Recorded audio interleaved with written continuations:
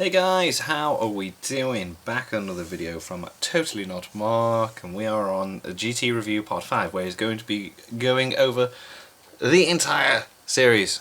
I've really enjoyed parts 1 to 4, and I felt it was only right to check out the final part to the whole discussion of what was Dragon Ball GT being reviewed, and it'd be interesting to see what he says as the show as a whole.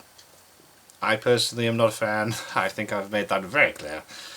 But let's see what Totally Not Mark has to say, shall we?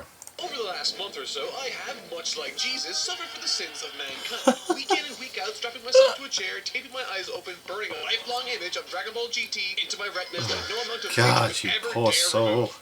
Okay, maybe it's a slight exaggeration, or am I being completely unfair here? Was my time spent watching Dragon Ball GT as bad as I anticipated, or many claimed? Surely not. After all, there's a substantial fan base for Dragon Ball GT online that defends the show vehemently. But which is it? It can't be the worst thing to have ever happened to Dragon Ball that doesn't exist, while also being a show that's quite good, can it? Today I'm going to give my final verdict on a series that has more detractors than the last Airbenders movie, while still maintaining a massive fan base. Never seen the live action Airbender movie.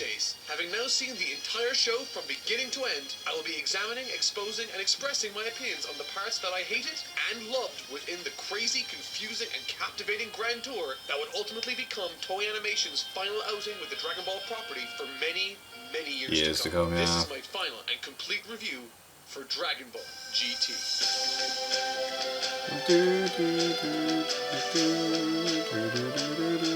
In an effort to be fair here in my final review of the show as a whole, I will be looking at and praising the parts I thought worked and criticizing the aspects I thought didn't work, using these as the basis for my first arc is stupid. So here's the stuff I liked. The theme song. Dragon Ball GT's theme song might be my absolute favorite opening theme for any product ever. Never mind Dragon Ball in general. I enjoyed Super's openings for the most part, and I loved Chala Head Chala as much as the next person. Yes. GT's theme song got me pumped to go on a galactic search for some Dragon Balls. The visuals in the opening capture exactly what I wish this show felt like while watching. Full of heart, adventure, excitement, and mystery. And after having wrapped up work the other day, something remarkable happened, and strangely enough, it involved Dragon Ball GT. I was driving my best friend and his new wife, whom he met in Japan, to the city. She doesn't speak perfect English just yet, and I'd imagine finding a way to participate in conversation is quite difficult. After a bit, the car felt quiet, and because I'd been living, breathing, and sleeping Dragon Ball GT for the last month or so, I began humming its theme song. No more than 2 seconds into it, she joins in and starts singing the words along with me, which to my surprise I was able to join in on too. I mean, give me a break, I've listened to this song like a million times. Because you've been watching it so much for the review. And it gave us a window into talking about manga and anime for the next few hours. Oh, that's cool. So, in a way, without GT, I wouldn't have had that. Moving on to the show proper, I appreciated and noticed right from the beginning of the second arc that despite there not being much similar in terms of tone from Dragon Ball Z, Dragon Ball GT did make a concerted effort to link every arc together in one way or another. Yeah, it did. Think of the story as just that. Like even with the 17-bit, you had the Dragon Balls cracking while that was happening. This is something a lot of shows fail in doing, but GT did not, and it specifically helped the Baby and the Shadow Dragon sagas feel like something more. Speaking of which, the concepts for the Baby and Shadow Dragon sagas were honestly very appropriate and well chosen for Dragon Ball. The first arc of the series, to me at least, didn't feel like a fitting continuation of the story that Dragon Ball had left off on. Dragon Ball Z had focused largely on magic and sci-fi elements, and to suddenly switch to exclusively adventure targeted towards children felt out of place, which is why when Baby turned up, returning Dragon Ball to a sci-fi atmosphere, it felt very much like a return to form for me. And it most certainly was. The writing for the first 80% of the arc was very tight, with a ton of well-executed surprises and character-driven moments through Goten, Mr. Satan, Majin Buu, and even Oob. Additionally, the Shadow Dragon saga, as a concept at least, is probably the most fitting final arc I've ever seen attempted for a show like Dragon Ball that really was never conceived with an ending in mind. Also, I really enjoyed the motivation Pan had to involve herself in the story at the beginning. I found her desire to prove herself to be compelling and offered a lot in the way of opportunity for big moments in the future. So, as an isolated decision to start her character off as that, I thought it was a very well orchestrated beginning. Additionally, the inclusion of a sentient Dragon Ball radar in Giru or Gil was something I was very apprehensive of at the beginning. I thought it could have very easily become a gimmick and annoying, but thankfully I was wrong, and he ended up being the biggest hero in the series for me. In the looks and aesthetics department, I thought GT was rather consistent. At no point that I noticed did the quality dip below what we would have come to expect from Dragon Ball Z. Yeah, the animation was good. From the conceptual department, Super Saiyan 4's design I thought was class. quite interesting Really at the very good. least. It fit in perfectly with the Baby Saga, and it wasn't another blonde variation of Super Saiyan. No, like we usually get, yeah. Thing that has garnered its own strong following online. And in my experience, this transformation's design seems to be the most memorable attribute from Dragon Ball GT as a whole. And finally, of course, I absolutely adored the final episode The ending. with all my heart. Yeah. The reason I've taken the time to point out all of what I've enjoyed about the series is to help those that really did enjoy this show to understand that anything I disliked is coming from a place of me wanting to enjoy Wanting the show. to like it, yeah. I really want wanted to like GT. You guys everything I disliked about this series. So, let's dive in. Oh damn. Things I didn't like. Oh god. I go into excruciating detail as to what I specifically First story disliked arc about was Dragon Ball awful. GT's first ever arc in this video here.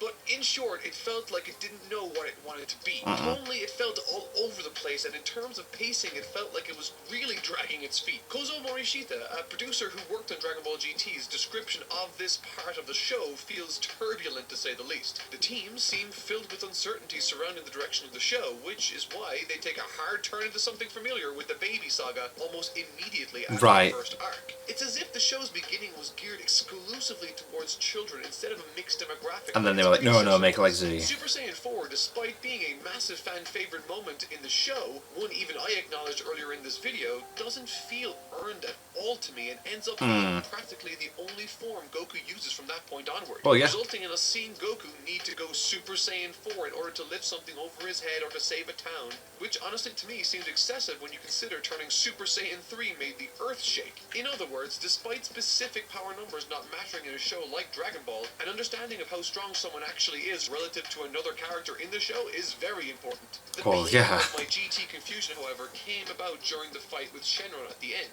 In base form, Goku is pushing his blast back. Like, what? How? Furthermore, how he gets his tail back is fun and funny, and I mentioned that in the video prior, but it flies in the face of every form that came before it. Great design or not, the form has no journey, and I genuinely don't care much for it because of that. In other words, I'd personally still like regular old Super Saiyan if it didn't look as cool as it does, simply because of what it represents in the story. Hell yes, when it happens against Frieza, it's like, wow. I only care about it because it looks cool. To show I'm being completely fair here, I equally don't care at all about Super Saiyan 3. Right. It comes out of nowhere in the story with no build-up and doesn't feel earned. Therefore, much like Super Saiyan 4, I don't really care about it because it doesn't carry any emotional significance. On the action side of things, I thought the action and fights are honestly quite forgettable. I'm able to watch them in the moment, but they are, for the vast majority of the time, generic fight sequences that, unlike the main series, really are hurt by the absence of an Akira Toriyama source manga. And while we're on the topic of boring and generic, Super Android 17's arc made absolutely no sense to me. How did Dr. Gero and Dr. Mew build another android? Like how? What parts do they use? How do they communicate with Android 17 in the living world without telepathy or the aid of someone like King Kai? These aren't small nitpicks I have. These are parts of a story that are the actual universe, it's not important, despite the entire story hinging on these very plot points. Why could Piccolo communicate in the afterlife without the help of someone like King Kai? Someone he needed help from prior. Why can Yema move someone to hell but not out of hell? Yeah, the other way around, Ridiculously convenient. Why did anyone stay behind in hell to fight Goku in the first place? Alone, he can do just about as much as he did with Frieza and Cell there. It felt like their presence was included only to pad an already very, very short runtime. And finally, Android 18 and Krillin played a tiny part in the overall story, but decent moment, but to being nothing. The most interesting part by a country mile. They should have had more to do. And to be honest, Dragon Ball GT as a whole just felt very confusing to me. And I think that confusion can be heard in these snippets from an interview Kozo Morishita participated in 2005. Yeah? Although Dragon Ball GT turned Goku back into a kid, which signified returning him to square one, story-wise I thought that not going back was important. Dragon Ball GT was made so as not to drag out Dragon Ball Z, and I suppose it's also because we were too caught up in creating new enemies. I remember working extremely hard thinking of what the enemy would do and what sort of bad people they would be. Thinking back on the series now, the enemy characters of Dragon Ball GT have certain parts that are based off of enemies from Dragon Ball and Dragon Ball Z. Speaking of confusing, Pan is literally only there to cause trouble and conflict. Yep. Exclusively to provide motivation and cause for Goku and sometimes Trunks to act in a proactive manner to save her. This bothered me for two reasons. The first is obvious as it becomes quite quickly a tired character contrivance, but the second is a little damsel more in under the hood, so to distress. speak. The first two episodes that introduce us to Pan are filled with scenes showing us that she is surrounded by people that undervalue her as a capable fighter and defender of the Earth. Not taken seriously and constantly treated like a little princess, which she doesn't like. That sets up, I thought quite clearly, a character arc whereby she grows to understand what it takes to be a galactic defender and for her family to see her and treat her like the respected warrior she wants to be, much like Trunks, Vegeta, and Goku are. But no, time and time again she is shown to be ignorant, mean, insanely childish, and completely wrong. So, I'm pretty like, sure if not I was to try and count proving all anyone the times wrong. Pan caused the group trouble, I'd die of old age first. And this is a particularly important criticism, I think, for one big reason. Dragon Ball GT acknowledged and put large funds into course correcting the direction of the show after the first arc. They wanted to move away from the episodic self-contained nature of these episodes they were working on in order to create more spontaneous and action-filled stories. And in keeping these tired formulas of Pan getting into trouble being the catalyst for action, it just feels like they changed the wallpaper but not the room. The villains are different and the setting is different, but the motivations to fight are the exact same, which despite their best efforts only ends up feeling less spontaneous as a result, ironically. On the other side of things, Trunks sort of assumes the role Bulma did in early Dragon Ball, being the one that knows how to use tech that helps the plot move forward. However, again, because we're moving from a show that had so many of its greatest parts from the change and development of a number of characters for it to then go to a series where growth isn't delivered at all, it made the show, to me at least, feel a lot less interesting. Goku already doesn't change, and to surround him with more static character arcs just makes for a much less interesting cast of characters for Goku to bounce off of. Furthermore, because the show quickly reverted to an action sci-fi show on Earth halfway through Season 2, Trunks found himself almost useless as he had to compete for screen time with the likes of Goten, Gohan, and Vegeta, all characters that have either more interesting personalities or have been established for much longer in the series. This wouldn't have been an issue had he demonstrated something unique or magnificent in the prior episodes. Like earlier on, yeah. He didn't do all that much. No. There are one or two things. And so that's largely the reason why in the fourth arc, Vegeta sort of comes out of nowhere to join Goku in the spotlight. Because they need someone else. You must have noticed that this sort of comes out of nowhere as they interrupted the fight with Goku to show an entire flashback episode for Vegeta, as he had up until this point played a minor role in the show at best. His biggest role being used as a vessel for Baby in 2 arcs prior, where realistically Baby did most of the talking. Yeah. And finally, for the last ever episode of Dragon Ball GT, I have a few things to say. But before I do, here's another short snippet from that interview with Kozo Morishita. Oh, okay. He said, "There were fans who wondered, why are you ruining the original? And also those that thought the ruin were what made it interesting. Perhaps Dragon Ball GT pushed away some of those who had been fans from the very beginning of the manga's run. However, I am certain that even fans who were naysayers will be convinced if they watch the final episode of Dragon Ball GT." In that very same interview, Kozo mentions that from the very beginning they had agreed on how the story for Dragon Ball GT would end. Which to me begs the question, why does it feel like it only works because of the original Dragon Ball series?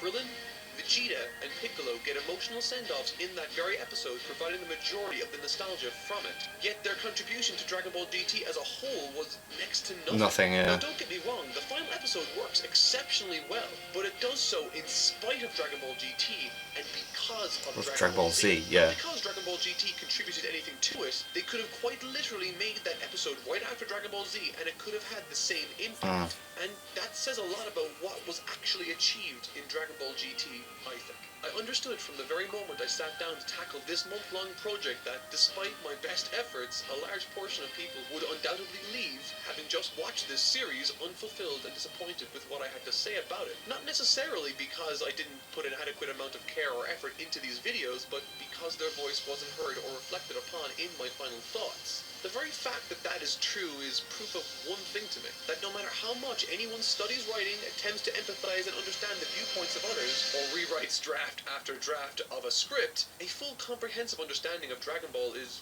impossible. And I think that's what makes it so successful across almost every Yeah. single culture on this planet. I can begin humming the tune of Dragon Ball GT around my best friend's new wife, and she can finish the melody from memory despite us not being able to communicate seamlessly yet. I can run into a random Colombian family on vacation and explain to them what I do for a living. They can get excited because they have fond memories of this show. The odds of everyone liking and disliking the same things about a particular piece of art are astronomical. And I think that's okay. To me, these are the reasons I personally didn't connect with Dragon Ball GT, but if you did, I totally respect and kind of love it. That's fine. Because, to me at least, it emphasizes what is perhaps the most elusive and magical quality of Dragon Ball. Its ability to bring joy in the most unlikely of ways to the most unlikely of places. So, if you enjoy Dragon Ball GT, that's awesome. That's I fine. hope you guys enjoyed this series. And I until next just time, didn't. thank you so much for watching. That was good. That was a good overview. I liked that. I felt like I needed to check that out because I'd done the other 4. It was nice to get his discussion on the whole series as a whole. And be interesting to see what Totally Not Mark does next. There is a video that I need to check out that he did before these, which was a video on Vegeta and it being the boring story of Super. I think that's what it's called. So I might check that out in the next couple of days. But until then, thank you guys very much for watching. What do you guys think of that? What do you guys think of this? Click like, subscribe if you haven't already. Leave comments down below. Let me know what I should watch and discuss in future videos, and I'll see you guys. See you guys next time.